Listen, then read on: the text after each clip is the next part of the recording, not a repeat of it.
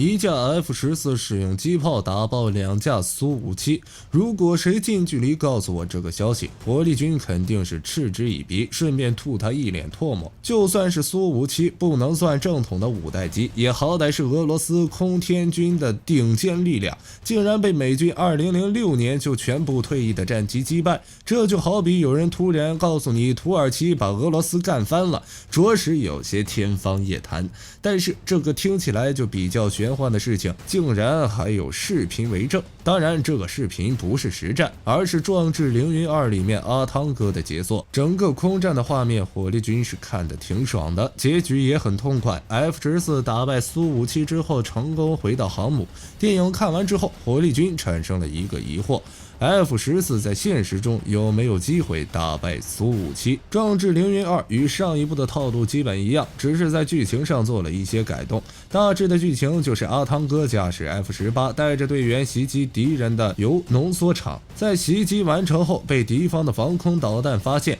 阿汤哥与另一名队友被炸了下来，然后毫发无伤的在敌方机场找到一架近乎报废的 F-14，随后就在被炸的机场上顺利起飞，最后成功击败2架苏57。作为一部商业电影，《壮志凌云2》无疑是成功的，剧情与画面都是一流，火力军是看得热血沸腾。但就结局而言，带了一点超现实主义。F-14算是最早服役的4代机，而苏57不管怎么说也是5代机。F-14硬是一挑二把苏57干爆，也只能说阿汤哥牛逼。除了 F-14，火力军比较感兴趣的问题 ，F-18 vs 苏57会是什么结果？在《壮志凌云》里有一句话 ，F-18打不过苏57，而且还出现了很多次，这点火力军就有些疑惑了，为什么打不过？至于 F-14在现实中有没有机会打败苏57，咱们最后再说，毕竟好吃的要留到最后。首先 F-18 vs 苏57，火力军认为有一定的机会，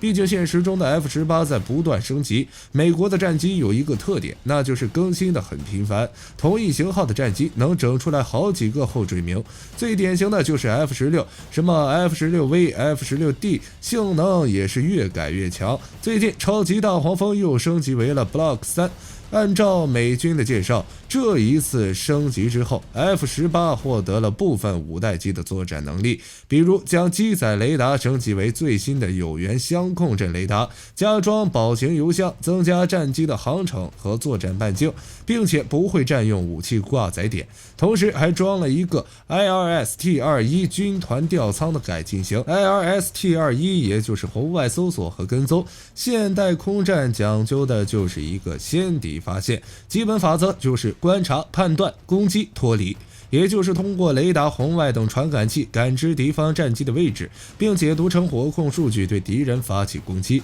然后潇洒走人。问题是用雷达探测敌方确实可以做到先敌发射，但同样会暴露自己的位置。敌方的雷达在探测到信号会发出警报。IRST 可以使战机在不开启主动雷达的情况下，使用红外传感器探测和跟踪敌机，以被动方式的探测、追踪和攻击敌方飞机。即使在电子攻击或高强度射频和红外对抗措施环境下， IRST-21 系统也能自主跟踪目标。去年8月的时候，美国空军用一架 F-15挂载的军团吊舱，采用全被动方式引导发射的 AIM-120 导弹，击落了一架 F-16靶机。只是作用距离与导弹射程未知，算是一种不依靠雷达的探测、跟踪、目标指示、武器使用、拦截验证战法，也是一种反隐身的手段，对付5代机有奇效。同时 F-18 Block 3还升级了隐身性能，在机身表面使用隐身涂层和锡箔材料，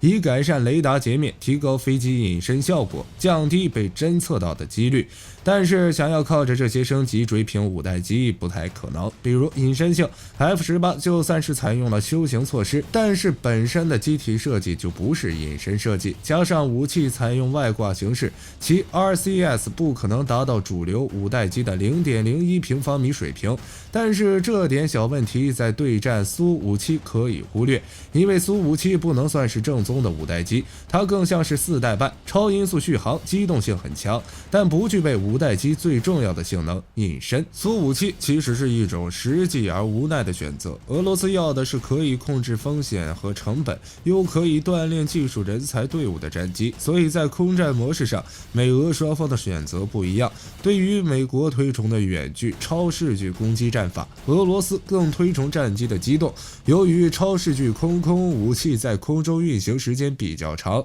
飞行员完全可以通过战斗机的超机动能力摆脱其攻击，战斗机间的对决最终还是要在中近距离一决胜负。所以从气动设计角度来看，俄罗斯把苏57隐身设计放在次要地位，在保证超声速巡航和超机动性能的前提下，尽量兼顾隐身。当然也有可能是单纯的搞不出来，俄罗斯基础工业相对薄弱，导致技术不可实现，或者战机想要隐身需要大量的资金，俄罗斯觉得亏。反正不管怎么说，苏57的隐身性能还达不到5代机标准。在双方都处于4代机的时候，空战依靠的就是战机的机动性与雷达。F18 Block 3使用的 APG-79V4 氮化镓雷达算是有源相控阵雷达的升级版，与 F18 原本的 APG-79 相比，在减重 60% 的情况下，探测距离提升了 15%， 差不多是大多数现役雷达探测距离的2倍。最主要的是价格也少了一半。苏57装备的是 N036 有源相控阵雷达，性能也算不错，但达不到5代机的水平，只能算是4代半，要比 F18 的雷达强上一些。可以说全身上下都是雷达。APG-79 雷达的 TR 模块数量是1368个，而 N036 雷达的 TR 组件数有1526个，单位面积容纳的组件数量越多，雷达性能越好，也说明散热技术处理得更好。不过苏57也就只能欺负4代机，它的雷达性能远远比不上 F35与 F22， 同时在机动性这方面 F18 也比不上苏57，好歹别人还装了一个矢量发动机。凭借着雷达的优势，在超视距作战时，苏57会先发现 F18 并发射导弹，自然就占据一定优势。只要将自己保持在 F18 的探测距离之外，并且没有外界干扰的情况下，苏57就能保持不败。双方狗斗时 F18 同样会落入下风，毕竟苏57还装备了矢量发动机，但并不是没有机会，或者说 F18 能打败苏57的唯一机会就是狗斗，毕竟狗斗时苏57雷达的优势就彻底丧失，双方比拼的就是飞行员的操作水平了。矢量发动机带来的机动性优势并不是无敌的，现在的格斗弹都具备向后发射的能力，就算是使用落叶飘机动飞到 F18 战机的后方，也不能绝对保证苏57稳赢。 F18 还有挂载点多的优势，可以携带11枚导弹，而苏57在一般情况下携带6枚导弹，其中2枚格斗弹，4枚中程空导弹，而中程的空导弹在狗斗中用不到，它有一个最小发射距离，就比如美国的 AIM-120 不能攻击小于5公里的目标。 F18 携带的格斗弹火力军也不多说，4枚响尾蛇比苏57多2枚，也就是多了2次机会，这或许就会决定双方的胜负。至于 F14 在现实中能不能打败苏57，火力军只能说万事皆有可能，说不定就能和电影中的一样 F14 暴揍苏57。在《壮志凌云2》里面，阿汤哥打爆第1架苏57靠的是偷袭，火力军只能说我上我也行，这个没啥技术含量，没什么好说的。重点是第2架苏57，在这场战斗里，双方视距内作战，苏57超音速巡航与雷达的优势荡然无存，只能凭借着空战技术发射格斗弹。最初双方各发射1枚导弹， F14 依靠诱饵弹躲了过去，而苏57则是秀了一手落叶飘机动，瞬间从 F14 的前面跑到了后面，攻守易位。当时 F14 的格斗弹没有越肩发射的能力，只能向前跑躲开苏57的瞄准。这一系列的空战步骤手虽然只是电影，但是与空战的模式几乎一模一样。早期的格斗弹是没有红外成像能力的，只能依靠红外源，战机使用诱饵弹基本上是一用一个准。就算是到现在，诱饵弹依旧是战机不可或缺的保命手段。现在空导弹都是自带追踪，使用红外成像制导和跟踪方式，在打击战机这方面一个比一个强。但是这并不意味着战机要跪下唱征服，战机也不怕一个干扰弹不够，那就上 N 个。比如新一代的红外干扰弹、红外面源诱弹，原理跟普通的诱饵弹没啥区别，但是数量要多得多。这些干扰弹需要在预定位置发射后，依靠惯性飞行，并在空中摆出各种各样的图案，比如十字、黑桃、三角形，然后模拟大型飞机的热图像和能量分布，诱导红外成像制导打偏打歪。所以在电影中，诱饵弹发射之后会像烟花一样，而且这项技能不仅能用于战斗机，对于大型运输机和直升机这种飞得慢、体型还大的家伙，可以说是跑路必备。除此之外，云层也可以有效阻挡红外辐射。如果你被导弹盯上，身边有云，一头扎进去，或许会救你一命。而苏57的落叶飘机动在现实中也是完全可行的，从这方面其实也能看出来双方在机动性上的差距。F-14只能利用诱饵弹躲避导弹的袭击，而苏57还可以利用自身的机动性。双方互射导弹没有成功之后，阿汤哥发挥了自己多年的空战经验，将苏57引入峡谷之中，干扰他的瞄准器，这点也算可行，打不过就跑，或者说迂回作战也是一种战术。而且在现实空战中，确实可以利用机动躲避敌方雷达的瞄准。还有一个东西叫射击限制区，也就是说与敌机相遇的时候，尽量将自己摆在对方的攻击限制区内，逼迫攻击方换个机位。但是如果执意硬来的话，就可以利用加力和高过载机动摆脱，通过速度、高度以及相对飞行角度等变量的调整，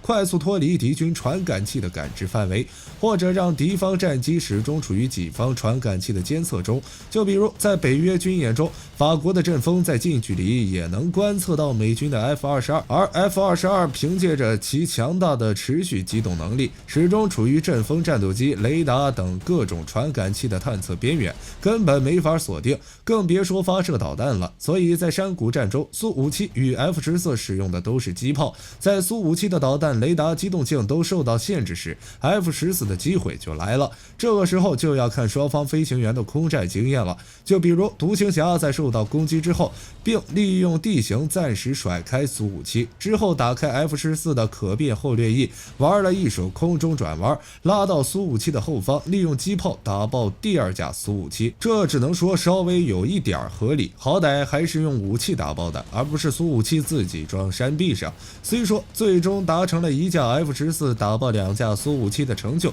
但这是一场结合了科技加环境加运气加主角光环的战斗，也就是超现实主义。在实际的空战中， F-14是没有机会近身格斗的。虽说它的 AWG-9 雷达性能也不错，比早期的 F-18强，但是它年龄太大了，已经跟不上时代了。就算是俄罗斯的雷达或者电子技术不给力，但是一个2019年才开始使用的雷达性能，如果没有上个世纪70年底的 F-14强，那么苏57真的可以拖到垃圾场当废铁卖了。就算是双方狗斗，苏57也能占据一定的优势。当然，火力军不否认近距离格斗的时候更考验飞行员的驾驶技术，只是苏57的飞行员也不一定很差，壮志凌云2中只是刻意弱化。而且苏57可以机身躲导弹， F-14不行，毕竟现代防空导弹的机动性基本上都是远超战斗机。就比如 R73 响尾蛇560G 的过载机动，战斗机最高也就9G 10G， 所以诱饵弹用完之后，导弹还在追尾，自己又没有主角光环的话，那就没救了。飞行员最好的办法就是白旗投降，施展弹射大法，早点逃出升天为好。就好比 F-14在收拾完苏57准备返回航母时，遭到了敌方的袭击，而且已经弹尽粮绝，这个时候就没办法反抗了。毕竟再牛皮的飞行员也无法做到无中生有，唯一的退路就是使用弹射舱逃生。如果把这一幕换成苏57挨揍，或许还有机会。比如故技重施，施展落叶飘大法躲过导弹，在加速飞行甩掉 F-14。总结一下就是 F-14打不过苏57，除非是在特定条件下。就比如飞行员驾驶 F-14在山谷中对战苏57，自带 BGM， 攻击还带有精神压制的效果。不过在实际空战中，我们也没机会看到 F-14大战苏57。美国的熊猫在2006年的时候就已经全部退役，现在唯一一个还在使用熊猫的就是伊朗，并且还因为没有维修零件老旧不堪，压根儿就没机会与苏57对拼。伊朗总不会闲着没事向俄罗斯宣战，所以电影就是电影，好看就完了。加上主角光环，发生什么奇怪的事情都不值得惊讶，好吧？好了，这期视频到这儿就结束了。关于 F-14 vs 苏57，各位有没有其他看法？欢迎在视频下方留言评论。如果视频内容有不对的地方，各位也可以在下方指正。我是火力军，下期见。